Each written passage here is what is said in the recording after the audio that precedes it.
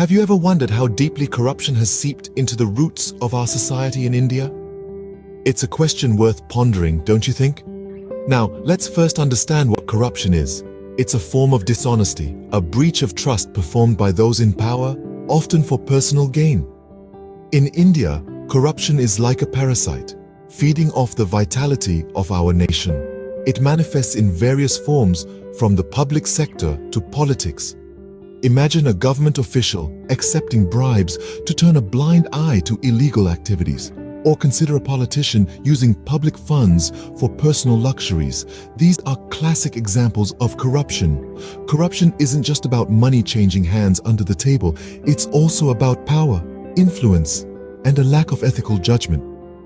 It's a persistent problem that has entwined itself around the pillars of our society, weakening its very foundations. Now that we've identified what corruption is, let's delve into its causes. What causes corruption to thrive in our society? Imagine a bustling marketplace where everyone is trading goods. Now picture a thick, foggy cloud hanging over it, making it hard to see who's trading what. That's what a lack of transparency in our government and institutions is like. It allows corruption to sneak in and thrive. Then, there's the issue of poor governance.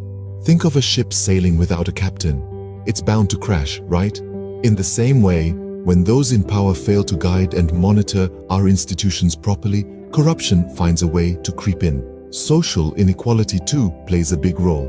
It's like a classroom where only a few students get all the candies while the rest watch. Such inequality breeds discontent, leading some to resort to corrupt practices. Lastly, consider a cricket match without a referee. Without adequate penalties for foul play, players might be tempted to cheat. Similarly, inadequate penalties for corruption only encourage more of it. Knowing the causes of corruption is only half the battle. Let's now examine the effects of corruption on our country. What price do we pay as a society for the corruption that exists in our midst? Imagine a scenario where your hard-earned money is siphoned off, not by thieves in the night, but by those who are supposed to safeguard it. That's corruption for you. It leaves deep scars on our economy, creating instability and undermining our growth. When public funds are misappropriated, the quality of public services like education, healthcare, and infrastructure invariably take a hit. But the cost of corruption goes beyond economic factors. It erodes our faith in the government, creating a society where mistrust and cynicism become the norm. When corruption is rife, the rule of law is weakened, and the fabric of our society starts to unravel. Moreover, corruption can also deter foreign investments. Investors shy away from economies riddled with corruption due to the unpredictability and the risk of losing their investments. This results in missed opportunities for job creation and economic development. Let's not forget the social implications. Corruption exacerbates poverty and inequality, creating a vicious cycle that's hard to break. It can even lead to social unrest as people grow frustrated and disillusioned with the system. These effects of corruption are a stark reminder of why we need to actively combat it. But how can we do that? How can we, as responsible citizens, contribute to the fight against corruption? This question is crucial, and the answer lies within us all. One of the most effective ways to combat corruption is by promoting transparency. This means demanding clarity in how our public institutions operate, how decisions are made, and how public funds are spent. By keeping a watchful eye on these processes, we can ensure that everything is done above board, thus leaving no room for corruption. Next, enforcing strict penalties for those who participate in corrupt practices can act as a strong deterrent.